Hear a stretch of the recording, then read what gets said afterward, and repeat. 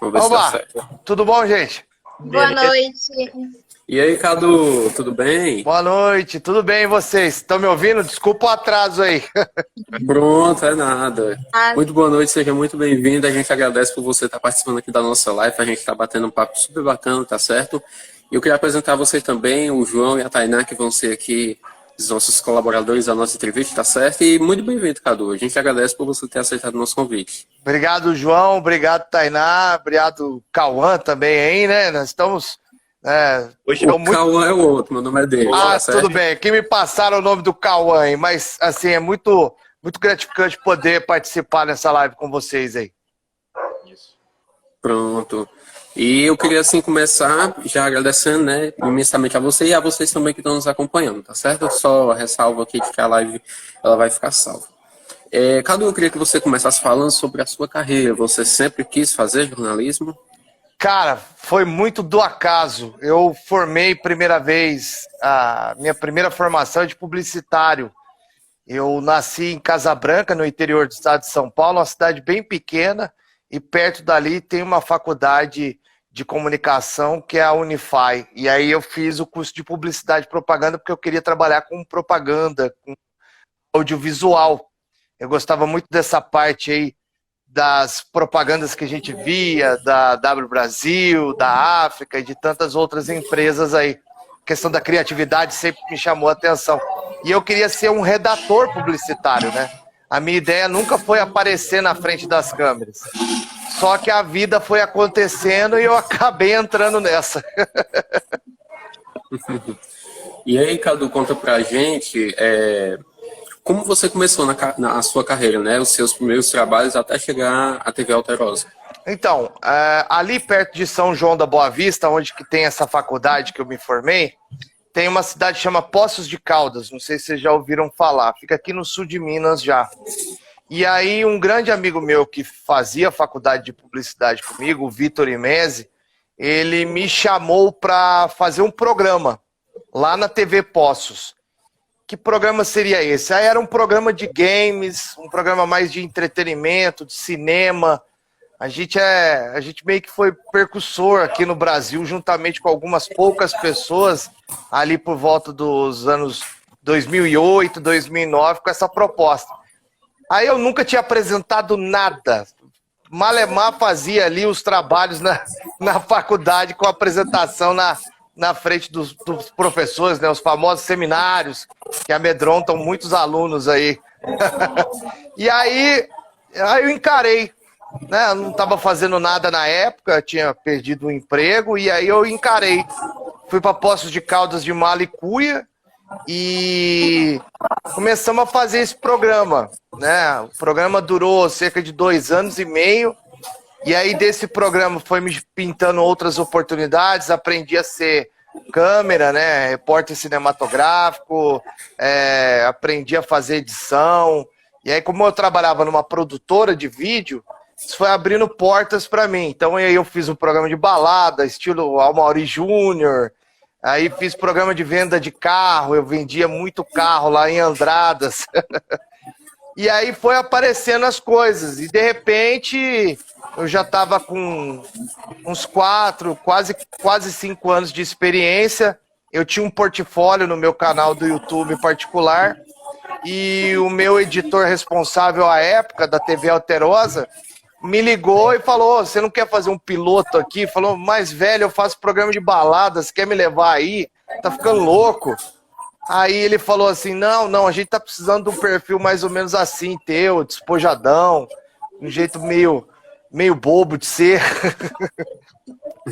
E eu abracei, fui pra Varginha, fiz o piloto, isso 2012, 2011, final de 2011. E no meio inteirinho eu acabei perdendo o único emprego que eu tinha na época, que era de câmera em uma produtora de vídeo. Tava quase voltando pra Barra da Saia da Mãe. E ele me ligou falando assim: ó, tô precisando de você aí, velho. Tô precisando que você venha pra Varginha o quanto antes pra você ficar aqui de stand-by da apresentação, porque na época tinha um apresentador aqui em Varginha que chama, né? Fabiano Tibé, grande amigo nosso, e que era apresentador do Alterosa em Alerta na época. E aí o que aconteceu foi que eu vim para Varginha para ser tipo um CQC da vida. A ideia do Guilherme era que eu fosse um repórter mais para zoar mais com as situações, debochado, né? Ir até as comunidades, falar da situação aí de ruas esburacadas, falta de saneamento básico, essas coisas. Tipo o Proteste Já, vocês são jovens, eu não sei se vocês lembram dessa época aí. Tipo o Proteste Já do CQC. E em determinado momento, quando eu estava chegando na emissora, uma repórter, que hoje é editora da TV Alterosa lá de Juiz de Fora, né? Editora responsável, a Juliana Zoit, ela pediu demissão para ir para Juiz de Fora, para voltar para lá. E aí eu acabei entrando como repórter fixo e eu substituí o Fabiano Tibé quando era preciso. Tainá? Oi, Cadu, tudo bem? Tudo bom, Tainá? E você? Tudo ótimo. Eu queria saber como é que foi essa mudança para ti, do repórter de balada para um jornalismo um pouco mais sério. Cara, foi uma loucura, né? Porque o Guilherme, ele apostou no meu trabalho, na verdade. Eu não era jornalista, né? Eu fui me formar jornalista na rua, no campo.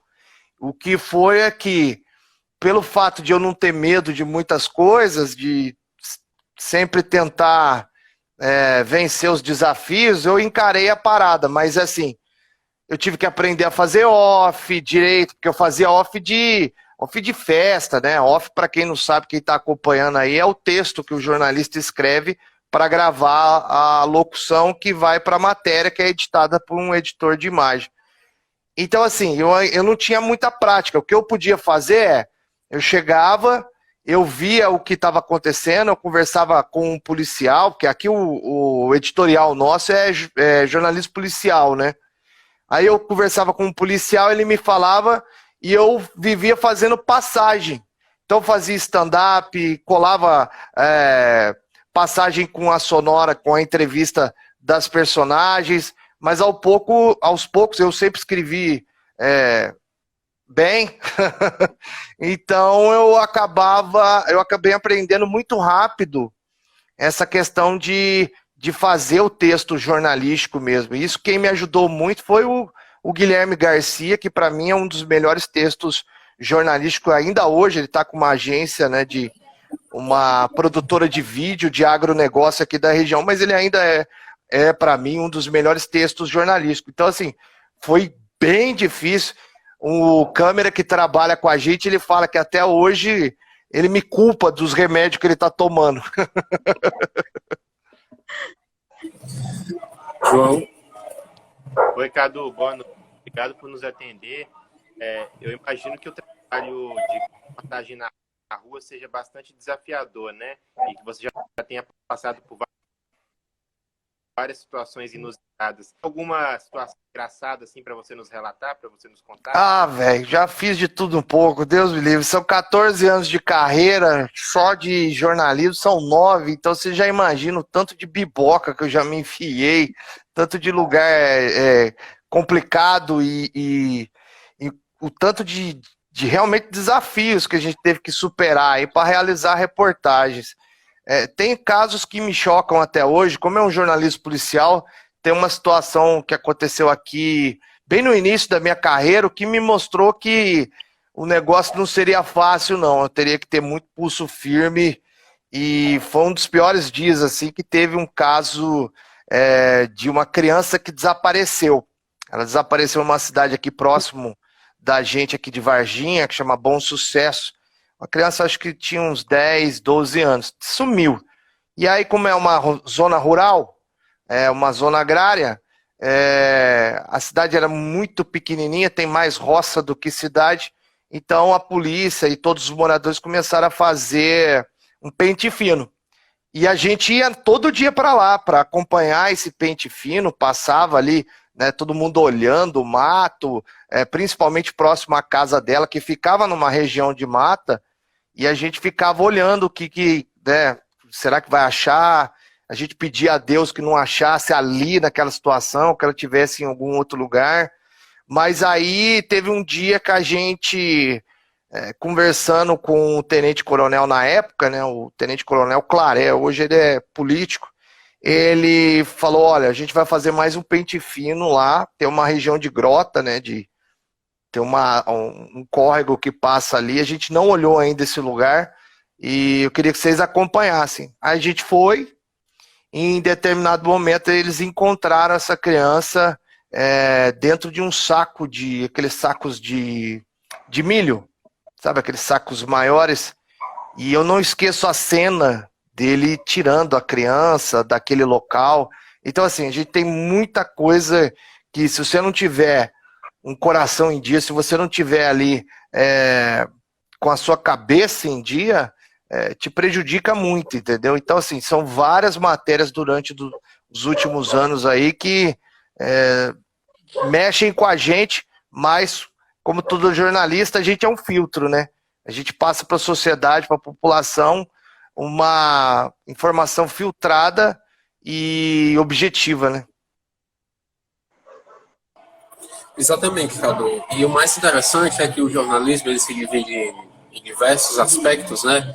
Só que o policial ele é mais desafiador por estar mexendo com essa questão aí das vidas, né?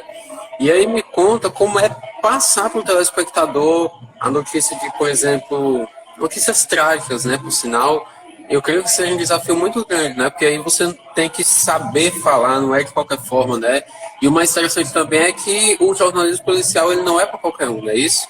Não, não. Tem que ter realmente estômago para isso. Já vi colega desistindo, já vi colega indo embora, já vi colega que foi para outra área porque não dava conta de ver o que a gente vê todos os dias quase. Mas o caso do jornalismo policial, ele é um jornalismo mais alerta, né? Ele serve mais para alertar a sociedade de algumas coisas que estão acontecendo nas comunidades, nos centros urbanos e na zona rural também. Então, por exemplo, quando a gente pega uma matéria de acidente automobilístico, a intenção sempre no meu ponto de vista, você mostrar àquela população de que, primeiro, houve um acidente ali naquele local, tome cuidado ao passar por ali. Segundo, o que aconteceu de fato com aquele acidente? Foi imprudência do motorista? O que ele fez para gerar aquele acidente? Foi ele que causou o acidente? Foi uma pessoa que veio do outro lado? E aí a gente tenta, de maneira ética, trabalhar com isso, que não atrapalhe a vida primeiro, da polícia militar rodoviária que está lá no local, do corpo de bombeiros que está fazendo o trabalho dele, mas principalmente não prejudicar mais ainda a família da vítima, que já está fragilizada porque ou perdeu ou está com um ente querido aí preso às ferragens. Então, assim, o trabalho do jornalismo policial, eu estou dando uma ênfase mais no acidente, porque aqui, por conta das chuvas, está tendo muito. Então, assim, você tem que tomar muito cuidado com o teu texto, você não pode ser um texto... tem gente que fala que o jornalismo é imparcial, mas eu não acredito que o jornalismo seja imparcial, porque você tem que dar o seu ponto de vista. Mesmo que o fato ele aconteça e o fato ele é imutável, você tem que dar um ponto de vista, o seu encaminhamento, o seu direcionamento. Só aí já fala de uma parcialidade vinda do repórter, que a gente não pode influenciar pelo texto as pessoas que estão ao nosso redor. Aí eu já não concordo em criar um texto quando há um trabalho policial, quando há uma questão mais voltada, por exemplo, por um acidente. Mas voltando à questão de como a gente lida com isso, é muito difícil. No caso de uma ação policial em determinado bairro, a gente sabe que tem muitas comunidades carentes que, infelizmente, tem a violência inserida nesses locais, mas tem muita gente boa também, a maioria é gente trabalhadora, gente que está lá, né, porque não tem condições de estar num centro, não tem condições de estar num bairro nobre, né? Então acaba ficando ali naqueles lugares mais afastados, onde infelizmente tem algumas pessoas que querem só tocar o terror. Então, assim, o jornalismo ele tem várias nuances, várias vertentes, e a gente tem que ter princípio básico de tudo, ética, na hora de você for fazer uma matéria. Tainá. Cadu, a Oliveira Underline Yas, ela faz um elogio. Cadu, você sabe o tanto que você me ensinou, né? Tô mega orgulhosa com essa live. E eu queria saber, já que a gente tá nesse assunto de matérias delicadas, como é que fica o teu psicológico cobrindo essas matérias? Já precisou de tratamento psicológico para tentar digerir alguma situação, ou sabe de alguém que precisou?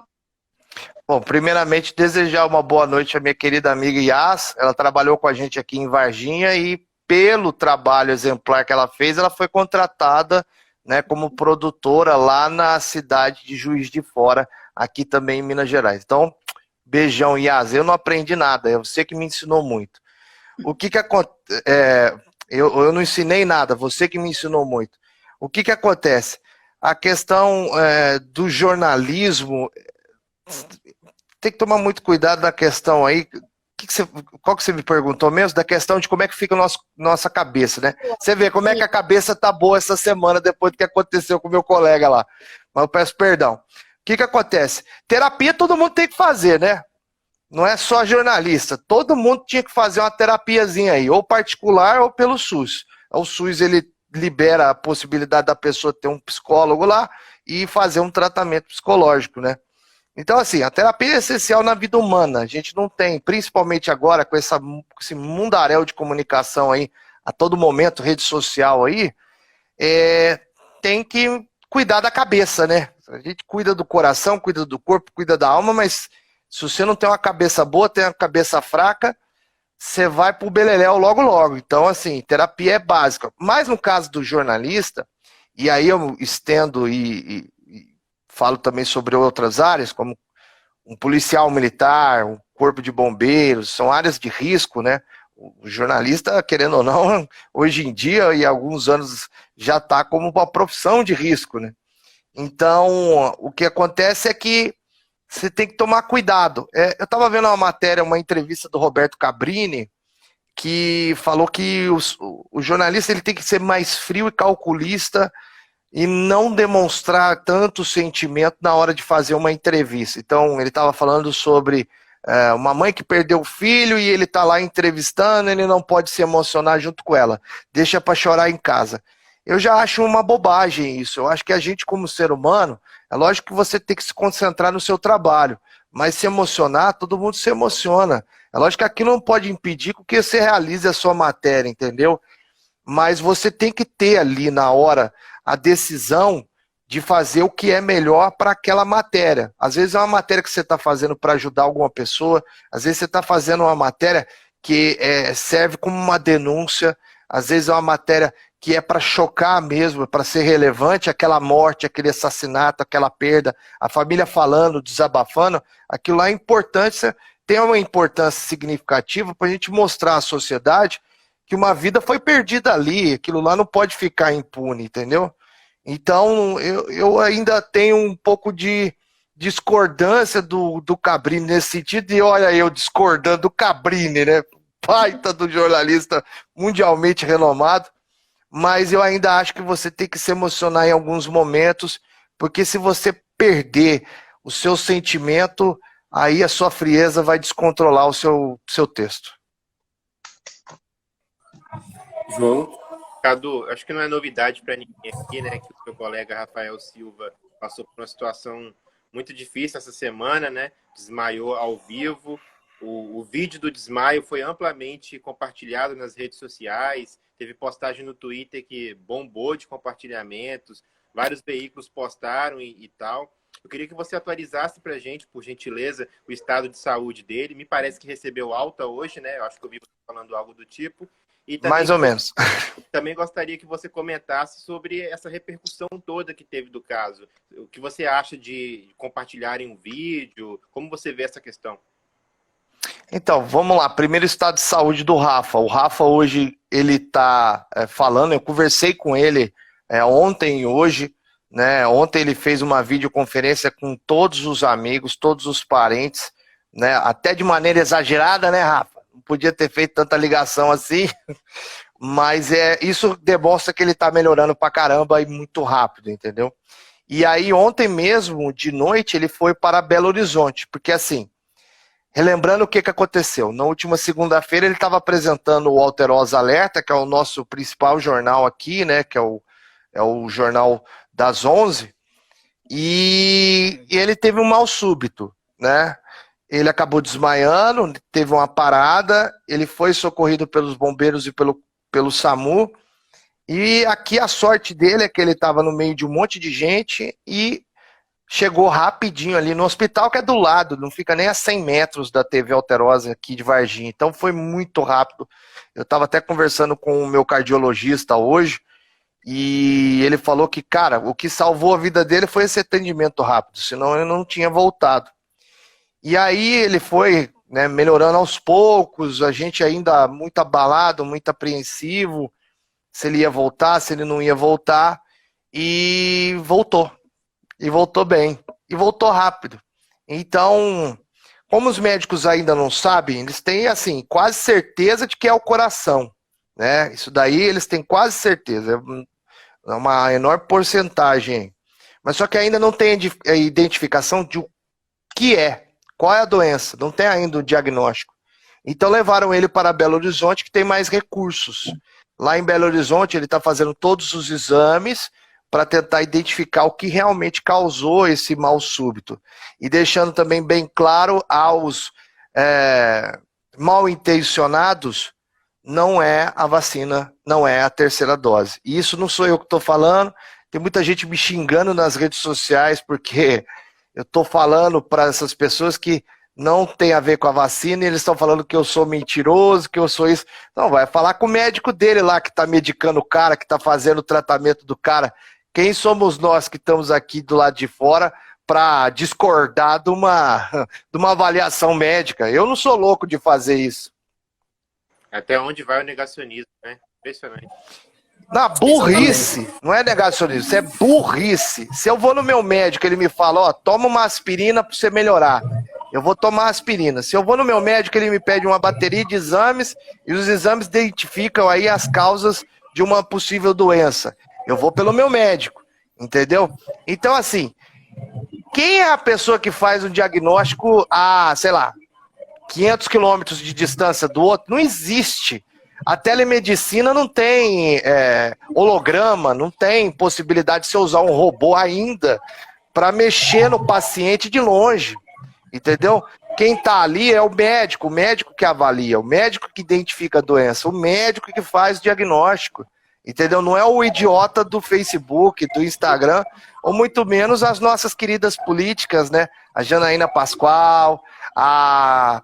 como é que chama? Carla Zambelli, Bia Kicis e tantos outros políticos que acham que tem certeza que o problema foi a vacina, mas elas nem médicas são, entendeu? As pessoas, elas têm que parar de ouvir, não, sabe?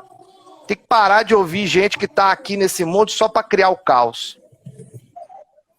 Exatamente, Cadu, e o que a gente percebeu aí com o início da vacinação desde janeiro para fevereiro de 2021, essa questão mesmo da vacinação, muitas pessoas duvidando da terceira dose, achando até que vai N doses, né?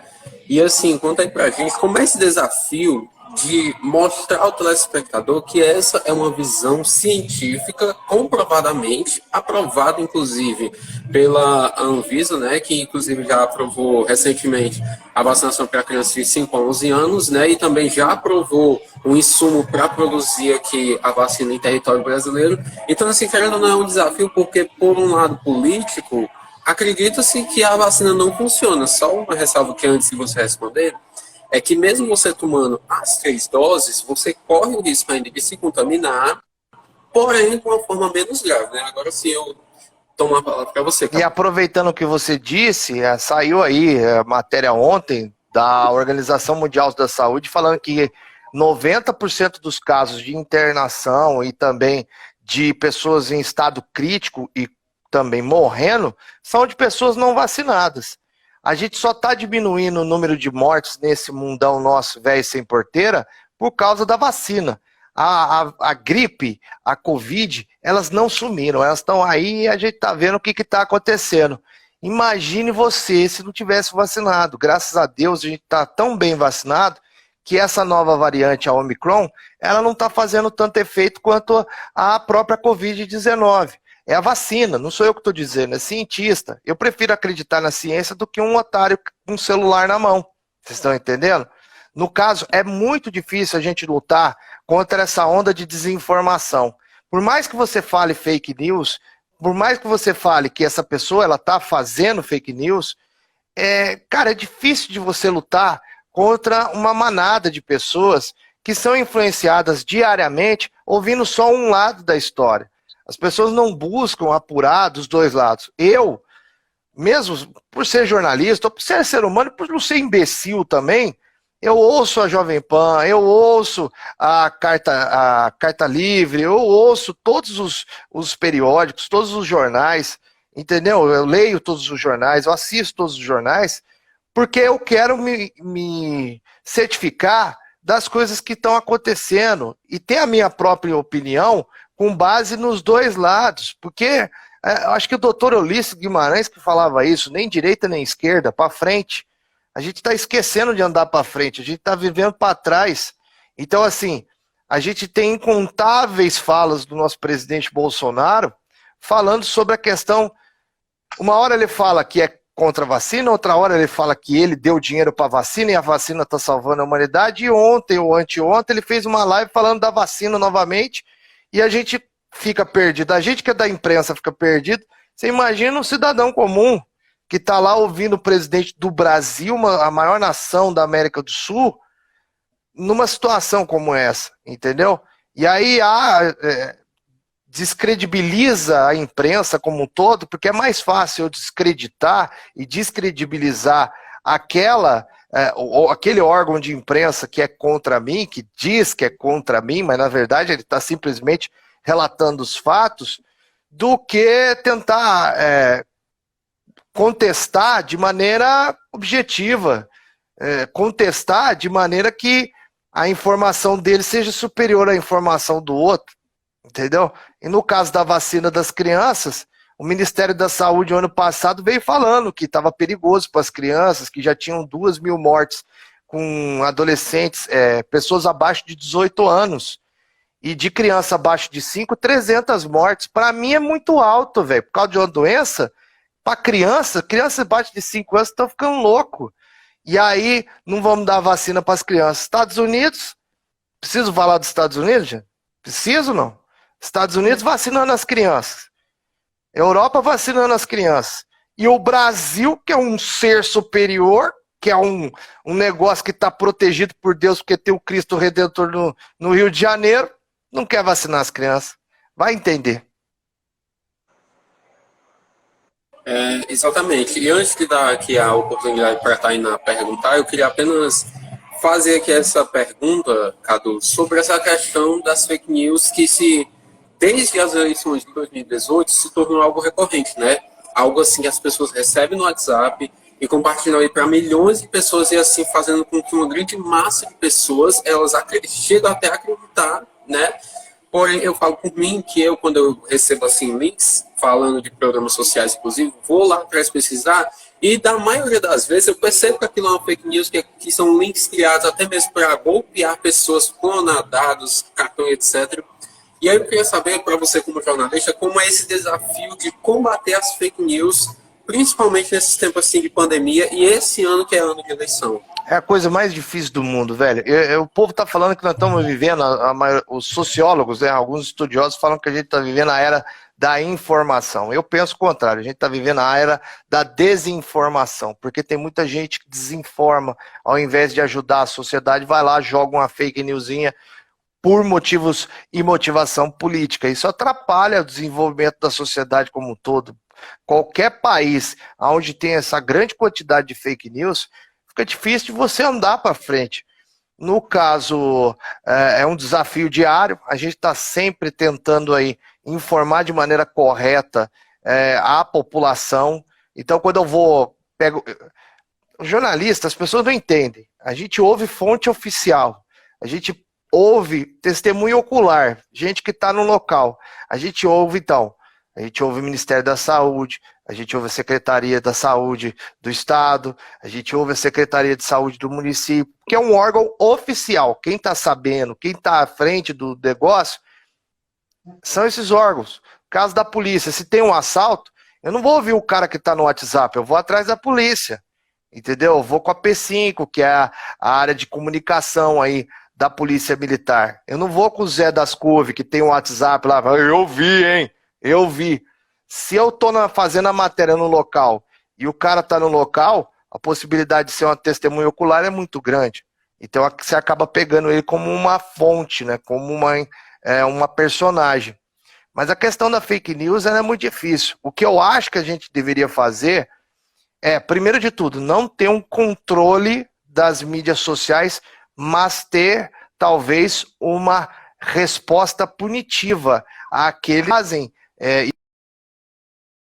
e publicam e postam as fake news para ganhar alguma coisa lá. Entendeu? Isso daí deveria ser crime, que se você tem a punição e você não tem uma pena dura, essa pessoa ela vai continuar fazendo a mesma coisa. Eu estava conversando com um amigo advogado meu, e no caso das fake news que rolaram em cima do nome do Rafael Silva, o máximo que os caras podem fazer é retratar.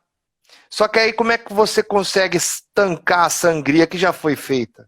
É a mesma coisa de você sangrar um porco. Se você cortar ele, você não vai conseguir amarrar ali a tempo, se pegar numa veia, entendeu? Tô falando uma metáfora aqui que nós é da roça, entendeu? Então, é difícil você estancar a sangria ou tentar resolver esse problema. O estrago já foi feito. Eu recomendo a vocês aí lerem o livro do caso Escola Base.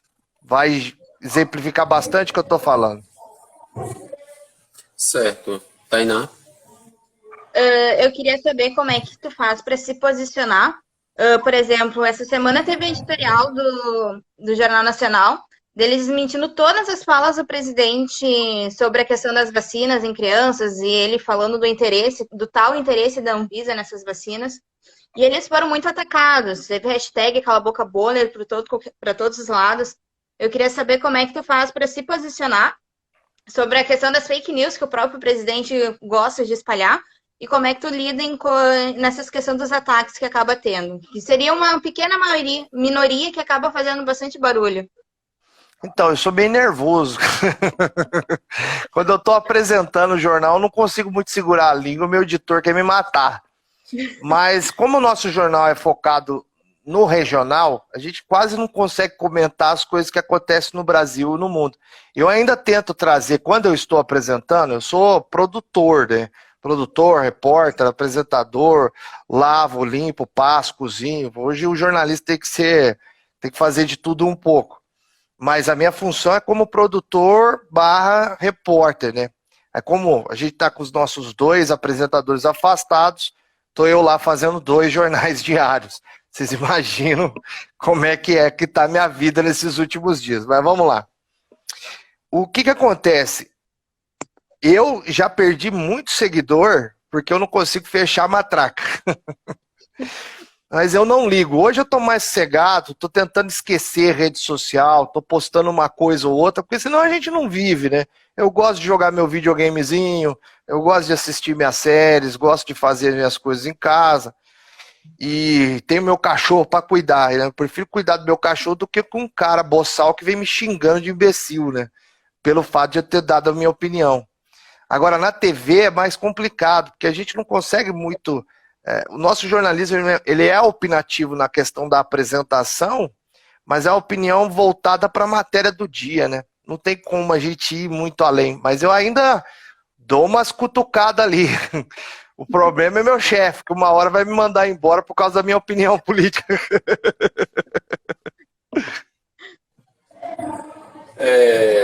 João?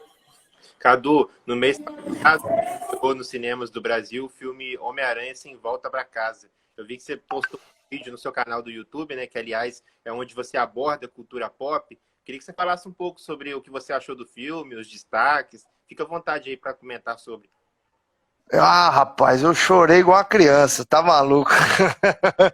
O meu personagem predileto é o Homem-Aranha, né? Eu desde criança, lógico que eu comecei como a maioria da turma lá do meu bairro, com Turma da Mônica, a historinha do Tio Patinhas, Mickey, essas coisas. Mas quando a gente cresce, a gente quer uma coisa um pouquinho maior e eu comecei a ler meu primeiro personagem, o Homem-Aranha. Então, assim, a gente adorava, curtia muito, a gente trocava, porque lá no meu bairro, a gente gostava muito de, tipo, eu comprava 2 revistas, aí o meu amigo Leonardo Castou de lá, ele comprava mais outras 2 revistas do Batman, do Superman, e a gente ia trocando essas daí, o André Madureira, então a turma toda lá da rua. Então, assim, esse Homem-Aranha, ele é basicamente tirado dos quadrinhos, entendeu? Os outros são, mas esse parece que eu estava lendo um quadrinho em movimento ali, então, principalmente, além disso, já pode dar spoiler, não? Acho que sim, né? Por Já mim, tem pode. estreou. Vocês assistiram tudo aí, tá? Já tá tranquilo? Eu já assisti. Então, beleza. Quando eu vi os 3 em cena, eu quase infartei, velho. Eu fiquei louco, tava parecendo final de campeonato, a catarse que teve dentro do cinema, todo mundo berrando. Ah, olha lá! Eles fizeram mesmo, porque rolou muita. Isso que eu acho triste um pouco do nerd brasileiro, do nerd como um todo, que a gente quer descobrir tudo que tem dentro do filme. Aí você chega lá no filme e a maioria das coisas, bate no peito e fala, eu sabia, mas você não tem aquela surpresa, né? O efeito surpresa, né? Mas ali pra mim, mesmo já imaginando que teria, foi maravilhoso. A questão é que o filme tem muitas pontas soltas, muitos erros de furos de roteiro, mas eu tô nem aí. Eu me diverti a beça e eu acho que foi um encerramento de trilogia muito legal. E hashtag restores aí de Andrew Verse. Boa. Tainá. Já que a gente está entrando nesse universo de filmes, eu queria saber sobre as teorias que tu tem agora para os próximos filmes da Marvel, né? E principalmente do Homem-Aranha. Vai sair o Morbius agora, que a gente já viu que tem num dos trailers um cartazinho dele lá do Homem-Aranha e eles já estão falando que pode ser o Homem-Aranha do Tobey Maguire, o Homem-Aranha do Andrew Garfield. Estão surgindo especulações também de ter um terceiro filme do Andrew Garfield. Esse filme do Homem-Aranha bagunçou a mente de todo mundo, abriu para várias teorias. Foi, esse Morbius eu acho que vai ser uma bomba, vai ser um filme chatíssimo. Tirando o Jared Leto, que é um baita de um ator, eu acho que vai ser uma bomba aí, né? O fato é de que esse filme, os trailers só mostram coisas que a gente fala assim, mas peraí, você tava indo pra cá, agora você vai pra lá e vai descer. E tem o cartaz do Tobey, tem o Venom sendo referência em uma parte do trailer, e aparece lá o velho da van também no filme. Então, assim, como é que vai ser, entendeu? A gente não sabe. Agora, pro resto, pros outros filmes que vem aí, o Doutor Estranho no Multiverso da Loucura, eu imagino que se a gente ficou maravilhado e impressionado com o Homem-Aranha No Way Home, agora com o Doutor Estranho nós vamos pirar a cabeça mesmo, que vai ser o primeiro filme de terror da Marvel, né? Um filme que mistura terror e suspense. A gente tá falando do Sam Raimi, que é um baita do diretor de terror, que o cara sabe fazer terror como ninguém. Fez A Morte do Demônio, Uma Noite Alucinante. É um cara que sabe fazer esses tipos de filmes. E ali vai ser a abertura pro caos, né? Que todo mundo tá achando que vai ter X-Men, vai ter Quarteto Fantástico, vai ter Deus e o Mundo, até o Papa João Paulo vai aparecer. O negócio tá insano. Mas assim, a expectativa é de que o mundo da Marvel Comics o ano que vem traga muita coisa boa pra gente aí. Tirando o Morbius, que eu não tenho esperança nenhuma dessa bosta. João. Cadu, será que teria como você mostrar um pouquinho do seu estúdio improvisado, suas coisas geek aí? Dá pra mostrar pra gente? Mostro sim, ó. Vamos aqui.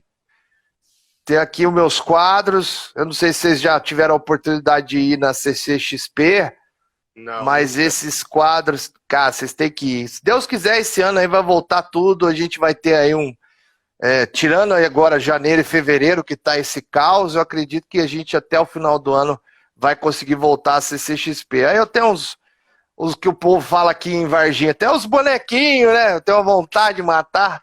Tem uns action figures, tem alguns quadrinhos aqui aqueles compilados, né? Da Ebal aqui, Marvel, DC, e tem os livros de filosofia, tem uns livros de história, e também não pode faltar livro de comunicação, né? Que um bom comunicador tem que dar uma estudada também. Mas ele tá meio fraquinho, tem que dar uma arrumada nele aqui. Perdi algumas coisas e dei de presente outras coisas pro meu irmão. Mas eu tenho que voltar, na verdade, com o canal, né? O canal tá meio parado de novo. Depois que eu fiz uma análise lá do Não Olhe Pra Cima e aí eu dei uma parada. Vou voltar amanhã a assistir. Eu acho que amanhã eu já consigo ver aquele filme do... Como é que chama lá? O Doutor Estranho, o Cumberbatch, o Benedito Cumberbatch, que ele fez Dog não sei das quantas, tem lá no Netflix. Estão falando que ele vai concorrer ao Oscar. Eu quero ver isso daí. Agora, Cadu, voltando para assuntos sérios, o SBT é visto como uma emissora pró-governo. Queria saber de você se, em termos de independência e imparcialidade, você acha que o SBT é um lugar confortável para o jornalista trabalhar? Você se sente assim na afiliada? Então, aqui a gente não tem problema com isso, não. Né? Eu não sinto essa, vamos dizer, essa censura prévia de falar. Tanto que assim, eu falo, nunca tive uma advertência nem nada sobre o que eu falei ao vivo, entendeu? Só tem xingamento mesmo, que a maioria das pessoas aqui são conservadoras. Gente do interior costuma ser mais conservador do que nas capitais, né? Ou nos grandes centros. Então, tomo paulada sempre quando eu falo qualquer coisa. Teve a questão da manifestação do 7 de setembro, que eu falei que não era hora de fazer qualquer manifestação, seja da esquerda ou da direita, e aqui deixo claro que eu não tenho partido, porque eu não tenho lado, e eu acho que o jornalista tem que ter essa divisão aí, saber permear entre os dois lados e não ser uma pessoa só com um lado só. Eu acho que a gente tem que... Agora, o ser humano como um todo, né? A gente fica muito focado numa coisa, mas eu duvido que um cara da direita queira que um pobre passe fome o resto da vida, e eu duvido que um cara da esquerda não vai querer ter um iPhone, entendeu? Então assim caminha a humanidade. O que acontece é que a gente aqui não tem, eu não sei, os colegas lá de São Paulo, acredito que também não, porque a gente vê matéria falando do presidente no SBT Brasil também. Agora, como o nosso jornalismo opinativo do SBT, ele é na manhã, que tem o Marcão do Povo, tem o meu amigo Darlison Dutra, eles opinam mais voltados para a área jornalística policial, editoria policial. Então, quase não tem matéria política dentro do jornalismo do Primeiro Impacto, por exemplo. Tainá, eu queria que você trouxesse alguns, se tiver, claro, comentários nossos, e você fica à vontade para fazer a próxima pergunta. Tem sim. O Pop FM Curitiba, ele relata que em Curitiba tinha fila fora do shopping. Eu creio que seja por causa dos filmes do Homem-Aranha. E voltando para esse assunto do universo Marvel, eu queria que tu me falasse se tu lembra de algum filme que gerou tanta expectativa assim nas pessoas, em questão de universo. No meu caso, eu acompanho desde pequena Harry Potter, e depois teve uma fase meio Crepúsculo que a gente meio que tem vergonha de falar. Mas, vergonha assim, porque é uma obra legal para quem estava acompanhando. Eu acho que assim, a gente não tem que ter vergonha de nada do que a gente fez. Eu gostava de Ursinhos Gummy quando eu era criança, de Ursinhos Carinhosos, entendeu? Acho que a gente não pode ter vergonha das coisas que a gente fez. Só se for uma coisa muito vergonhosa, né? O Crepúsculo não é. se tu lembra de algum outro universo que deu esse boom pro universo cinematográfico. A questão da Marvel tá juntando um filme com o outro, que é uma coisa que a DC tá tentando fazer, mas não tá levando tanto sucesso. A DC Comics, ela já disse desde o começo que ela não quer fazer um universo, né? Vamos ver agora depois do Flashpoint, né? Que se eles vão realmente rebootar tudo e tentar fazer tudo do zero agora, talvez uma sequência de filmes, né? Mas a questão de que franquias que tiveram um impacto muito grande na sociedade como um todo, me vem o Harry Potter, me vem principalmente O Senhor dos Anéis, que para mim é o melhor filme de fantasia da história do universo da galáxia. Mas assim, franquias mesmo que dão esse grande boom, essa grande repercussão, o Matrix também foi foda pra caramba. E agora tivemos essa bomba aí, eu não gostei nem a pau desse filme aí que saiu. Mas eu acho que a Marvel é a grande realizadora de uma continuidade aí, da gente querer assistir séries, a gente querer acompanhar desenho animado, a gente querer... Aliás, quem não assistiu ainda o What If, assista, porque tem influência aí no próximo filme do Doutor Estranho que tá chegando, hein? Então, a parada é essa. Eu acho que, assim, tem grandes franquias que fizeram, assim, esses booms. Tem a franquia do Velozes e Furiosos. Eu sou suspeito para falar que eu gosto dessa franquia, mesmo sendo uma popcorn violenta, sendo uma coisa que dá até medo de vez em quando. Mas também tem essa grande franquia que a expectativa sempre é muito grande. Mas a Marvel é a campeã aí, disparado, de criar expectativa. Certo. Vai perguntar, Tainá? Não, eu só queria dar um detalhe, que a Marvel, se eu não me engano, foi 2007, 2008, que começou a lançar o primeiro filme do Homem de Ferro. Eu acho que a previsão de terminar, tipo, aí terminou aquela fase do Joias do Infinito em 2019, com o último filme dos Vingadores com todo completo. Eu acho que agora, para terminar, vai ser 2030 agora. A gente tem a previsão de terminar essa nova fase da Marvel. E assim vai indo, e todo mundo acompanhando nessa loucura que tá. Vai ser uma loucura o próximo ano. Assim, pra gente encerrar aqui essa nossa rodada de perguntas, Cadu, eu queria, assim, saindo um pouco desse universo pop, né, que eu percebi que vocês gostam de conversar. Eu falo particularmente, não entendo muito, não acompanho muito, mas percebi que vocês se familiarizaram aí. Mas, assim, voltando, assim, para a questão do jornalismo, o que a gente pode esperar para o ano de 2022, tendo em vista que a vacinação das crianças, né, de 5 a 11 anos, e a gente também tem uma previsão, e a OMS lançou o fim da pandemia, e também ano de eleições, né? Porque apesar de ser eleições para eleger presidentes e governadores, isso também impacta nas cidades, não é isso? Esse ano vai ser caótico. Tem Copa do Mundo também no final, né? Então, você já imagina como é que vai ser. Tem Doutor Estranho, Copa do Mundo, tem as eleições. Eu acho que vai ser um ano bem caótico, bem conturbado.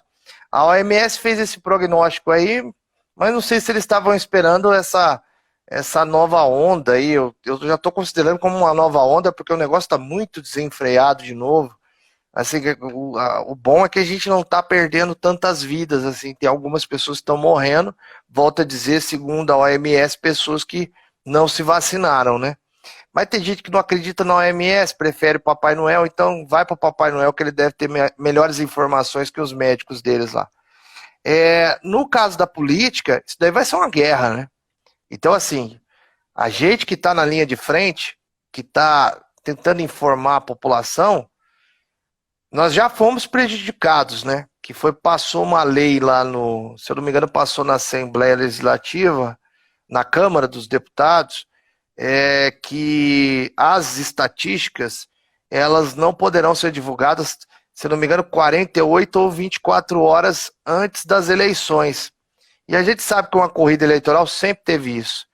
É que tem um bando de político que tem medo de perder as eleições e por isso acaba não querendo mostrar que ele está perdendo.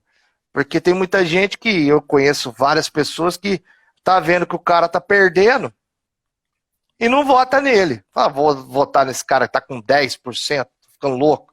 Eu vou votar no outro lá para esse daqui não ganhar. Então acontece isso, e isso vai prejudicar muito. Agora a questão dos embates entre a esquerda e a direita vai se acirrar, e eu acredito que vai dar até algumas mortes, porque do jeito que os ânimos estão acirrados, as pessoas não estão entendendo que elas estão sendo manipuladas pelos dois lados políticos. As pessoas, quando você fala o termo gado, eu não usava esse termo aí, mas é um termo recorrente, porque realmente as pessoas elas são conduzidas para o pasto. E isso daí é prejudicial. Quando você leva a pé, né, quando você leva a sério uma informação, uma desinformação, sem apurar e sem ver o outro lado, ou pensar, refletir, mas por que esse cara está falando isso? Entendeu? A gente não reflete no que as pessoas estão falando pra gente, a gente não raciocina. Isso daí vai ser prejudicial para toda a sociedade brasileira E não sei não como é que vai ser, mas eu acredito que a gente vai ter algumas perdas aí esse ano. Eu espero que não, eu espero estar enganado. Certo, eu queria aqui que a Tainá e o João deixassem as suas considerações finais. E para encerrar nossa live, depois das considerações finais deles dois, aí Cadu, você fica à vontade para deixar as suas considerações finais, tá bom? Pode falar, Tainá. Bom, Cadu, só quero agradecer por ter aceitado o convite de participar. Muito obrigada por compartilhar a tua experiência, as tuas opiniões, a tua ideia. Isso motiva muito a gente de continuar nessa profissão, de continuar estudando. Muito obrigada mesmo. Eu que agradeço, Bom. Tainá. Cadu, eu quero agradecer também a sua participação aqui. Você foi muito gentil com a gente. Era eu que conversei com você lá na Direct. Gostei muito de trocar esse papo contigo.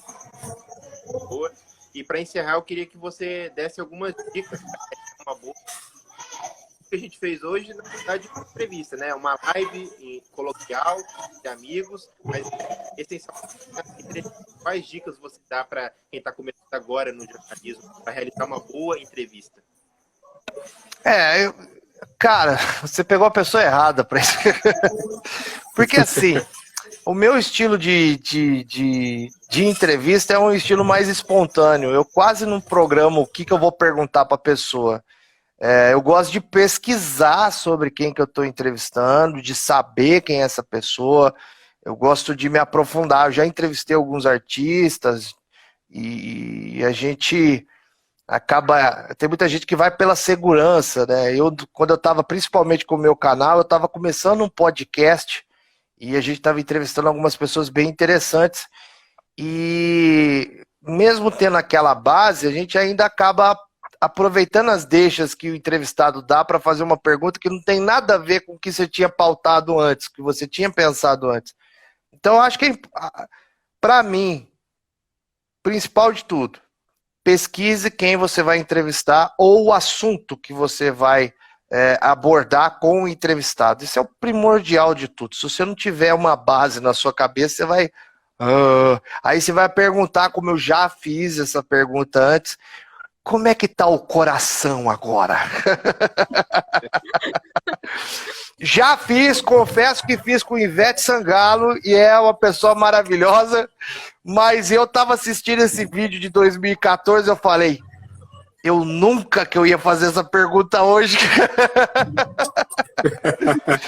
Mas eu acho que é isso, eu acho que as pessoas elas têm que estudar, velho. Não adianta, jornalismo não é para preguiçoso. Pois é. Cadu, eu queria agradecer primeiramente a você, né, por você ter aceitado o nosso convite, por essa conversa super bacana, por ter compartilhado aí seus ideais, suas opiniões, o que você pensa, sua visão sobre o jornalismo, isso é algo muito importante para a gente aprende com isso, né. Queria agradecer também a Tainá e o João, nossos colaboradores aí da nossa entrevista, e desejar aí que o ano acabou de começar, né, desejar que 2022, apesar de ser um ano desafiador, que traga, assim, consigo boas notícias para todos nós, tá bom? Obrigado, gente. Obrigado pelo convite. Vocês são muito gente boa.